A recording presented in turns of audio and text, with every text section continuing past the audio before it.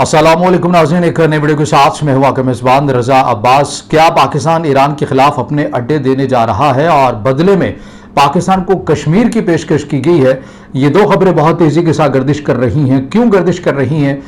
इन वजूहात के ऊपर बात करेंगे आज के इस व्लॉग में। मगर उससे पहले आपसे दरख्वास्त, लाइक और चैनल को सब्सक्राइब जरूर कीजिएगा। तो बढ़ते हैं खबर की जानिब। तो मामला जो सूरत हाल इस वक्त हमें बनती हुई नज़र आ रही है ईरान और इसराइल की कशीदगी के तनाजुर में, तो पाकिस्तान कैसे असरअंदाज नहीं हो सकता। ज़ाहिर हम बहुत काफ़ी टाइम से बातें कर रही हैं कि इसके असरात पाकिस्तान के ऊपर आ सकते हैं, इस खत्ते में आ सकते हैं और आलमी सतह के ऊपर ज़ाहिर है इसके असरात भी पड़ेंगे। अब तक की जो चीज़ें हो चुकी हैं वो मैं आपके सामने रखूँगा कि ईरान और इसराइल कशीदगी के अंदर क्या कुछ हुआ है। फिर उसके ऊपर इन खबरों के ऊपर जो बुनियादी तौर के ऊपर मैंने आपके सामने रखी है उनके ऊपर बात करते हैं। वॉल स्ट्रीट जर्नल जो कि अमरीकी अखबार है और अमरीकी ऐसा अखबार जो कि उनकी इस्टेब्लिशमेंट के बहुत करीब समझा जाता है, उसके मुताबिक इसराइल के पास जो इंटरसेप्ट करने वाले मिसाइल हैं, चाहे वो आयरन डोम है, चाहे वो एरो 2 एरो 3 के लिए है, डेविड स्लिंग के लिए है, जो इंतहाई एक्सपेंसिव होते हैं, उनका ज़ख़ीरा इसराइल के पास से बहुत कम रह चुका है। ये वॉल स्ट्रीट जर्नल को मैं रिपोर्ट कर रहा। उसकी वजह क्या है? उसकी वजह ये है कि ईरान की जानिब से जो हिकमत अमली अपनाई गई थी वो उससे मुतल्लिक़ रिपोर्ट किया जा रहा है कि ईरान ने पहले मरहले में या इब्तदाइया मराहिल के दौरान ईरान की जानिब से उन मिसाइल का इस्तेमाल किया गया जो फ़िलहाल आप उन्हें कहेंगे, जिसे आप ये कहते हैं कि ये उस तरह से इनके अंदर वक़्त नहीं है, लेकिन इनको भेजना या इनको फायर करना इसलिए ज़रूरी है कि हम बेसिकली जो आयरन डोम है या इसराइल का जो दिफाई निज़ाम है उसे किसी हद तक वेस्ट करना है और उसे नाकारा भी बनाना है। ये बेसिकली हिकमत अमली थी। और जो असल जो आप उसे कहें कि ईरान के पास जो ऑप्शन थे उनका इस्तेमाल नहीं किया गया। उससे पहले ईरान ये एक मैदान हमवार कर रहा था। ये एक हिकमत अमली के तौर पर आपको चीज़ सामने नज़र आती है और उस हिकमत अमली के अंदर काफ़ी चीज़ें हकीकत के ऐन करीबी आपको नज़र आती हैं कि जब वॉल स्ट्रीट जर्नल की रिपोर्ट सामने आ जाती है कि बहुत बड़ी हद तक जो है वो इसराइल के पास जो दिफाई निज़ाम इंटरसेप्ट करने वाले जो मिसाइल हैं उनका ज़ख़ीरा बहुत कम रह गया और चूँकि उसकी लागत भी इंतहाई महंगी होती है, पैदावारी जो लागत है, तो इसलिए इसको एक लंबे टाइम के लिए अफोर्ड करना भी बहुत मुश्किल होता जा रहा है ख़ुद इसराइल के लिए भी, और इसीलिए अमेरिका से भी मदद मांग ली गई है। अब इसके साथ साथ एक और जो खबर कल रात को रिपोर्ट कर रही थी, उसके मुताबिक अमेरिकी हुकाम के मुताबिक 2 B-2 बमबार ट्रेनिंग जो तैयारे हैं वो इसमें मशरक़ वस्ता के आसपास यूरोप से उन्होंने अपनी नकल हरकत की, मगर एन किस जगह के ऊपर ये नहीं बताया गया, लेकिन बहरहाल ये वो तमाम चीज़ें रिपोर्ट की गई। इसके साथ साथ दी इकोनॉमिस्ट इस न्यूज़ आउटलेट के मुताबिक एक सर्वे किया गया है अमेरिका के अंदर और उसमें बताया गया है कि अमेरिका को ईरान के साथ जंग में बरह रास्त कूदना चाहिए, पढ़ना चाहिए या नहीं पढ़ना चाहिए। तो जो आवाम है अमेरिका की, उनकी जानिब से 60% इस इक़दाम की मुखालफत की गई है कि नहीं, हमें ऐसा नहीं करना चाहिए। 15% ने तायद की है कि हमें करना चाहिए और बाकी जो हैं उन्होंने लाताल्लुक़ी का इजहार किया है कि हम ना हाँ में जवाब देना चाहते हैं और ना ही ना में जवाब देना चाहते हैं। तो ये वो सूरत हाल है अब तक की जो एक बड़े पैमाने के ऊपर या इंटरनेशनल सतह के ऊपर ईरान और इसराइल की कशीदगी ख़ुद अमेरिका के अंदर कैसे इसको फील किया जा रहा है, कैसे देखा जा रहा है, वो मैंने आपके सामने रखी है। और कल ही अमेरिकी सदर डोनाल्ड ट्रंप की जानिब से एक अहम सिक्योरिटी इजलास भी उन्होंने वहाँ पर मीटिंग अटेंड की और तकरीबन बताया ये जा रहा है कि घंटे से 1.5 घंटे तक ये इजलास चलता रहा, जिसके अंदर ये असूली तौर के ऊपर फैसला करना था कि हमें बरह रास्त से जंग के अंदर कूदना है या नहीं कूदना। अब उसके साथ साथ चीन की धमकी, जिसके ऊपर मैं ऑलरेडी वीडियो बना चुका हूँ। एक बात मैं यहाँ पर ज़रूर कहना चाहूँगा जो आप सभी को याद रखनी चाहिए कि देखिए, हम बहुत बात करते हैं अमेरिका की एयरफोर्स के ऊपर, अमेरिका की टेक्नोलॉजी के ऊपर, अमेरिका की ज़मीनी फ़ौज के ऊपर। अब ट्रैक रिकॉर्ड ये भी सामने है कि अमेरिका एक मादी दुनिया के अंदर ज़ाहिरी तौर के ऊपर एक सुपर पावर होने के बावजूद भी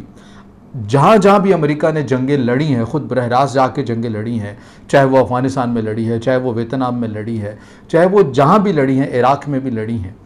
उसे उस हद तक कामयाबी नहीं हुई है। आप ये तो कह सकते हैं कि उस मुल्क की सकाफ़त तबाह हुई, तहज़ीब तबाह हुई, उसकी मईशत, ज़ाहिर इंफ्रास्ट्रक्चर उसका तो तबाह हुआ, लेकिन जब आप जंग के पॉइंट ऑफ व्यू से जीत की कैलकुलेशन करते हैं तो वो आपको नहीं मिलती है। ये एक बहुत बड़ी मेन चीज़ है। दूसरी जो सबसे बड़ी मेन चीज़ है वो ये क्या है? वो ये है कि अमेरिका की सबसे ज़्यादा जो स्ट्रॉन्ग एरिया है वो उसकी नेवी है। अमेरिका ने अगर जितने भी ममालिक के ऊपर कंट्रोल हासिल किया है तो वो समुद्रों के ज़रिए ही हासिल किया है। वो यहाँ पर तिजारत को कंट्रोल करके ही हासिल किया है और यहाँ पर अपने बड़े बड़े बहरी बेड़ों का रोब और दबदबा ज़ाहिर करके उनको यहाँ पर पोजीशन उनकी लेकर अपना जो एक अहमियत है उसको उजागर किया है। अब की बार क्या होना है, इतलात ये हैं कि चीन की जानिब से, अगर आप चीन का मीडिया भी बड़ी तेज़ी के साथ अगर आप फॉलो करें, CGTN हो गए, जो दीगर जो प्लेटफॉर्म्स हैं, ऐसा लग रहा है कि चीन की जानिब से ये मनसूबाबंदी की गई है कि अगर अमेरिका बरह रास्त इस जंग के अंदर कूदता है तो फिर इस बार जो अमेरिका का एक फ़ख्रिया इदारा है, यानी डिपार्टमेंट है नेवी का, उसे शदीद किस्म का धचका पहुंचाया जाएगा। और ज़ाहिर है मशरिक़ वुस्ता के अंदर आपने देखा है कि पहले भी जो तिजारती बहरी बेड़े थे या अमेरिका के अपने जो अस्करी पॉइंट ऑफ व्यू से जो उनकी जो नेवी के बहरी बेड़े थे, उन्हें यमन से मिसाइल दागने का सिलसिला जारी सारी रहा। फिर अमेरिका और यमन की एक एग्रीमेंट हुआ और उसके बाद सूरत हाल यहाँ से निकली। तो वो तो किसी हद तक एक तंजीम थी, लेकिन जब एक बड़े पैमाने के ऊपर एक जंग होगी तो फिर सोचिए कि फिर किस हद तक नुकसान हो सकता है। तो ये अब तक की वो चीज़ें हैं जो अभी तक मुशाहिदात की सूरत में हमारे सामने आ रही हैं। अगर मुमकिन तौर के पर अमेरिका ने इस जंग के अंदर बरह रास्त हिस्सा लिया तो ये फिर एक आपको ऐसा लगता है कि ईरान एक दलदल बन सकता है जो यहाँ पर आ गया अपनी मर्ज़ी से, लेकिन उसके लिए निकलना बहुत मुश्किल भी हो सकता है। अब इसके ऊपर बात कर लेते हैं कि ये ख़बरें क्यों गर्दिश कर रही हैं कि पाकिस्तान ईरान के ख़िलाफ़ अपने अड्डे दे सकता है और बदले में कश्मीर की पेशकश की गई है। तो वो कुछ ऐसे है कि जब मैं ये वीडियो बना रहा हूँ, ज़ाहिर है फील्ड मार्शल आसिम मुनीर और पाकिस्तान के DG ISI, इन्हें ज़ोहराने की दावत दी गई है ख़ुसूसी तौर के पर अमरीकी सदर डोनाल्ड ट्रंप की जानिब से। और इसके अंदर ये हिदायत दी गई हैं वाइट हाउस की जानिब से, जो ख़बर निकल कर सामने आई है कि इस मुलाकात का कोई एलामिया नहीं आएगा, प्रेस रिलीज़ नहीं निकाली जाएगी और इसमें मीडिया को भी इजाज़त नहीं होगी कि वो इस मुलाकात को कवर कर सके, कोई एक्सेस नहीं होगी। और उसके बाद ये जो दोनों ख़बरें मैंने आपके सामने रखी हैं ये गर्दिश करने लगी। अब इसका जो एक बैकग्राउंड है, अगर मैं माइकल कुगलमैन जो कि बेसिकली एक ऑथर भी हैं और एक साउथ एशिया के हवाले से उन्हें बड़े एक माहिर तज्ज़ियाकार भी समझे जाते हैं, उन्होंने अपनी ट्वीट में किया कि एक ऐसे वक्त में पाकिस्तान के फील्ड मार्शल आसिम मुनीर अमेरिकी सदर डोनाल्ड ट्रंप से मुलाकात कर रहे हैं और मुलाकात अमूमी तौर के ऊपर ऐसे होती नहीं है जैसे कि ट्रंप की जानिब से खसूसी एक दावत दी गई है पाकिस्तान के फील्ड मार्शल को, और वो भी एक ऐसे वक्त में जबकि ईरान और इसराइल की कशीदगी चल रही है। तो ये अपने अंदर बहुत सारी इलामात या बहुत सारे मख्फी पैगामात को लिए हुए है। फिर साथ ही एक और वो ट्वीट ये भी करते हैं कि इस तनाजुर में भी ना देखा जाए, ईरान और इसराइल कशीदगी के तनाजुर में भी इस मामले को ना देखा जाए और ये इस तनाजुर को भी अपने जहन में रखा जाए कि अमेरिका ये चाहता है कि वो पाकिस्तान के साथ ताल्लुकात को असरनो उसका जायज़ा ले और तिजारत के हवाले से और बिलखसूस बलूचिस्तान के अंदर जो मादनियात हैं उस हवाले से एक बड़ा एग्रीमेंट किया जाए और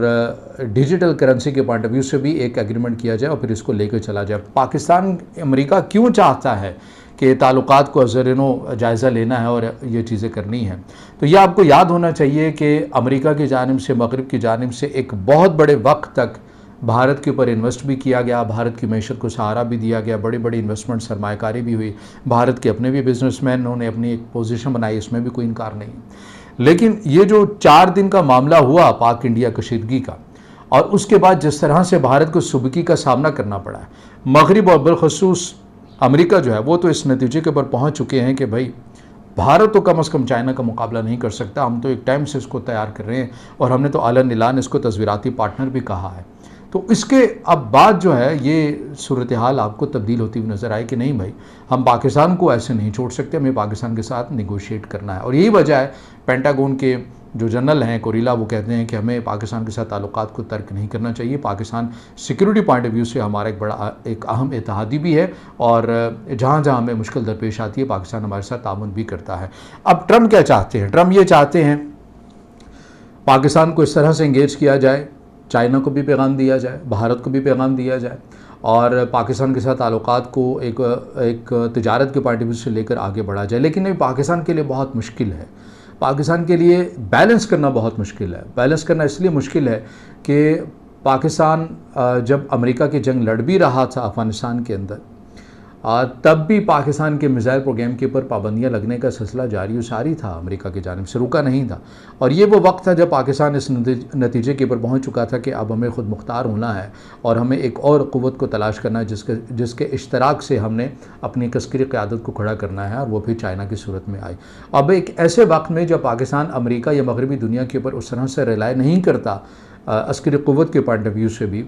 तो वो अब क्यों इस नतीजे के ऊपर पहुंचेगा या क्यों ऐसा फैसला करेगा कि वो मुकम्मल तौर के ऊपर अमेरिका के साथ जाके खड़ा हो। तो पाकिस्तान की एक वाज़ेह लाइन है और इन ख़बरों के अंदर कोई सदाकत नहीं है कि पाकिस्तान ईरान के ख़िलाफ़ जो है वो अपने अड्डे देने जा रहा है, क्योंकि पाकिस्तान इसका मुतहम्मिल नहीं हो सकता। मैंने एक तज्जिया रखा था आपके सामने, जो हमने 2 दिन पहले एक वीडियो बनाई थी, कि पाकिस्तान के लिए ईरान का जो मौजूदा नज़्म है या मौजूदा हुकूमत है ये क्यों ज़रूरी है। अगर आप देखना चाहें तो वो वीडियो आप जाकर देख भी सकते हैं। तो पाकिस्तान किसी भी सूरत इस चीज़ का मुतहम्मिल नहीं हो सकता और ना ही इन ख़बरों के अंदर कोई हकीकत है। और कश्मीर की जहाँ तक बात हो रही है वो इसलिए हो रही है कि जहाँ पर फील्ड मार्शल आसिम मुनीर को दोहराने की दावत दी गई थी, वहीं पर भारत के नरेंद्र मोदी उनके जो वज़ीर आज़म है उनको भी कहा गया था कि वो भी आएँ, लेकिन उन्होंने वाशिंगटन आने से इनकार कर दिया, क्योंकि उन्हें मालूम हो गया था कि ये हमें रूबरू बिठाना चाहते हैं अमेरिकी सदर Donald Trump field marshal Asim Munir के। लेकिन बहरहाल वो नहीं बैठे और इंडियन मीडिया इस वक्त